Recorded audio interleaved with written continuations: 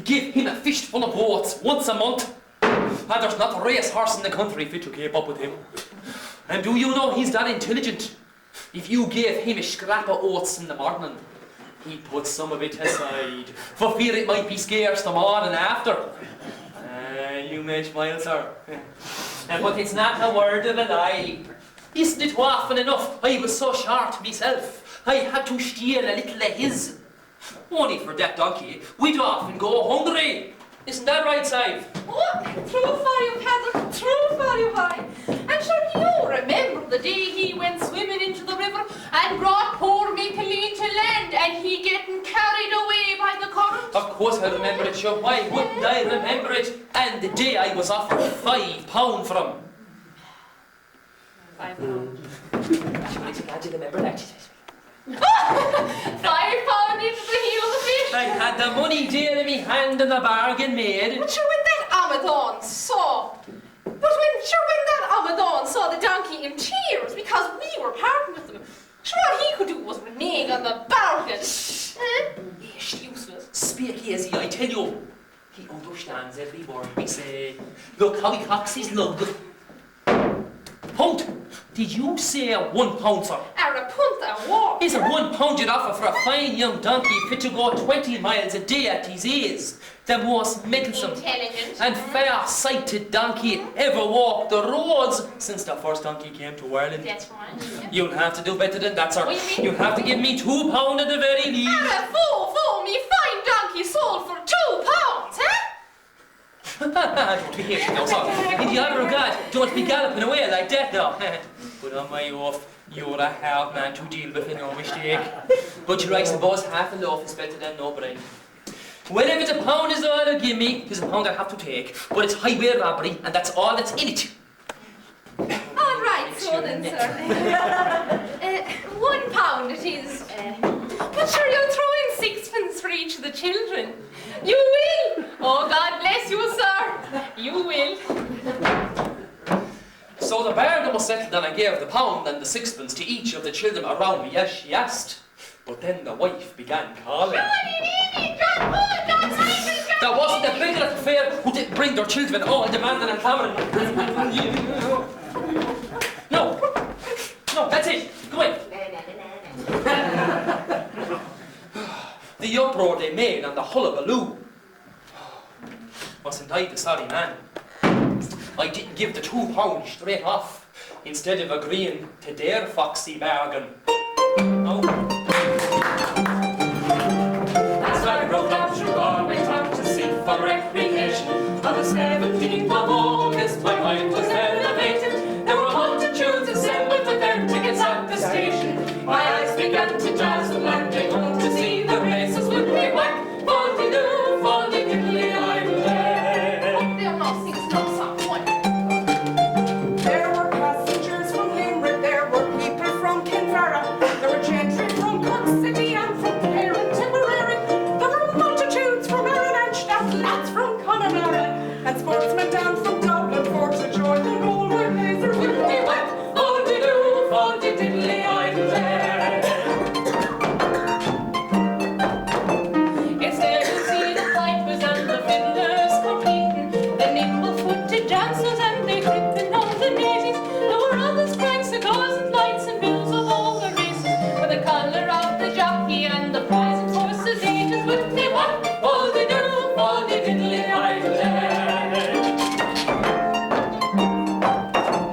It's there to see the jockeys and they mounted up most gaily. The pink, the blue, the red, the green, the emblem of our nation. When the bell was rung for starting, all the horses seemed impatient. I thought it never stopped and their speed was so amazing. With me whack, foldy-doo, foldy-diddly, idle day. With me whack, foldy-doo, foldy-diddly, idle day.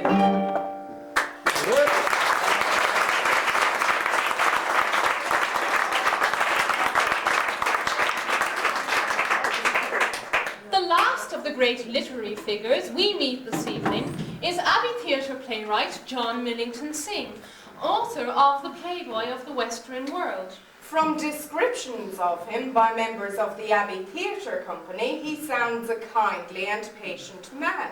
Synge was a gentle fellow, shy with that deep sense of humour that is sometimes found in the quietest of people. His voice was mellow, low.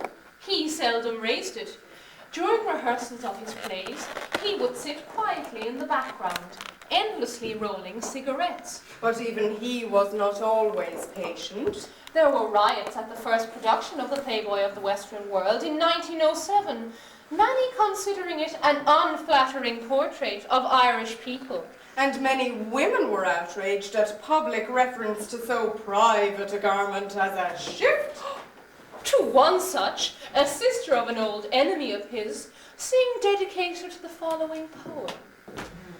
Lord confound this surly sister, blight her brow with blotch and blister, cramp her larynx, lung and liver, in her guts a galling give her. Let her live to earn her dinners in Mountjoy jail among seedy sinners. Lord, this judgment quickly bring, and I'm your servant, J.M. Synge. There were 500,000 people there of all denominations, the Catholic, the Protestant, the Jew and Presbyterian. There was yet no animosity, no matter what persuasion, but fortune, hospitality, inducing friendship went as swiftly one. Fall-de-doo, fall-de-diddly-eye, the day it would be one. Fall-de-doo, fall-de-diddly-eye.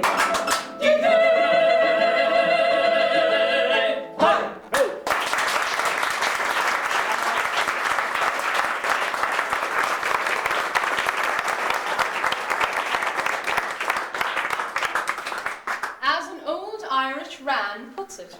Better than silver, better than gold, a man to be young and his mind to be old. But better and better still I find a man to be old with a youthful mind. Or,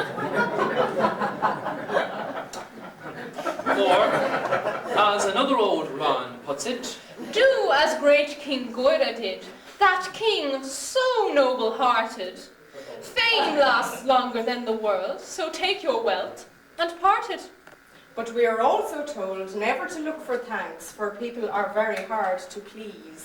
Give roasted meat to every man, and beer upon the board, fancy bread and creamy cakes, and fruit to feast a lord.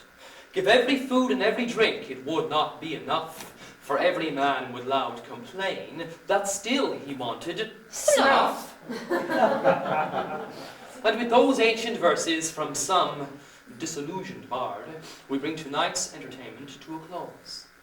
And I will now ask the Lady Emer to extinguish the candle of poetry for another evening.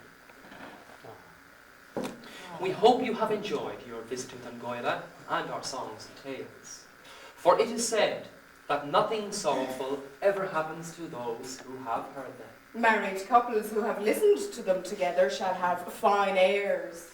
And none who have heard them shall ever be short of food or clothing. But all shall be victorious in battle and unbeatable in argument. Just as they shall be protected from all danger. We began our reminiscences of times past in the company of local songwriter Francis Fahey. And it's with another of his songs, appropriately called Dear Old Galway Bay, that we take our leave of you.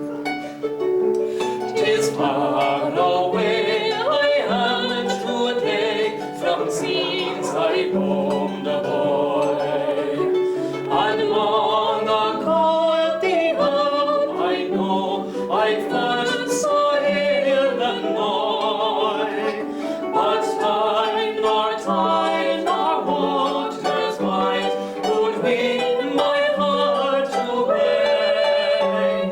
Forever true it flies to you, my dear old Galway Bay.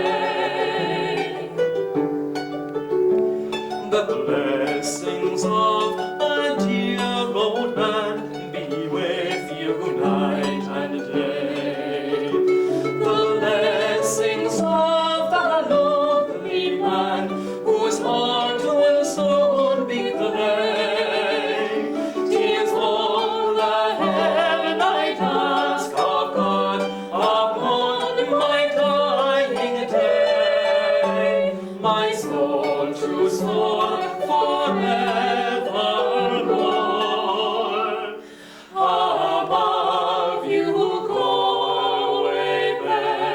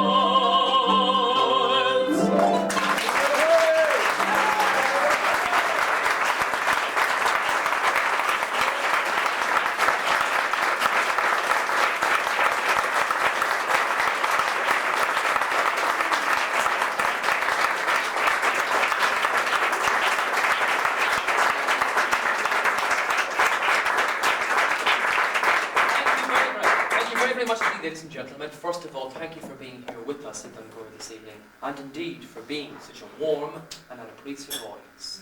We, of course, would like to thank our King and Queen of the evening, my Lord. How you doing?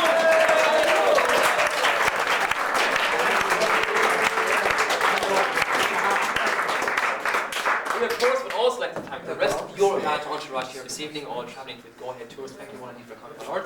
And, of course, not forgetting all of our groups of individuals also. Thank you indeed. And now, finally, ladies and gentlemen, we invite you to join us downstairs for your final beverages of the evening, which are coffee and tea. So come downstairs now, Agreena. Wish you then. August. Right, thank you again, and good night.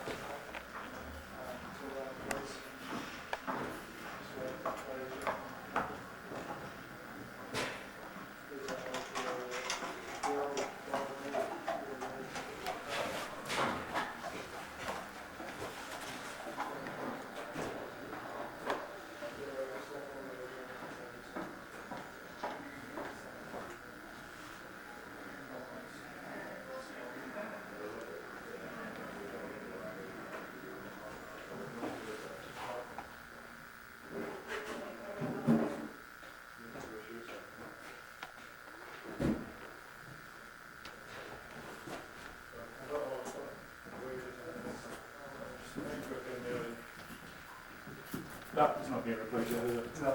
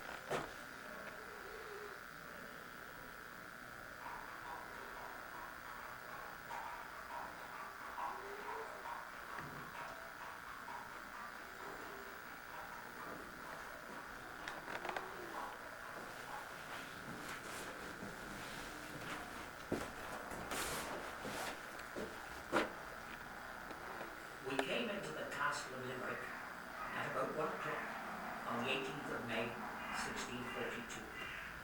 And within 3 hours, the town began to lay at us with their muskets.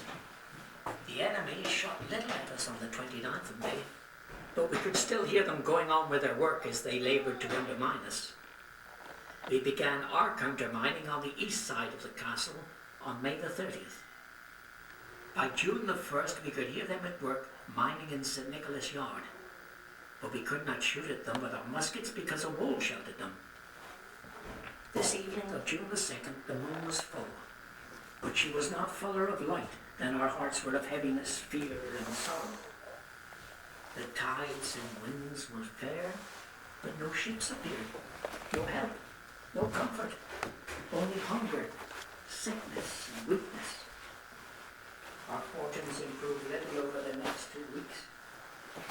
By the morning of June the 17th, we perceived a great crack in the wall of our castle from top to bottom. And to increase our woe, we discovered another drift of our enemy's mine, which was run within the walls.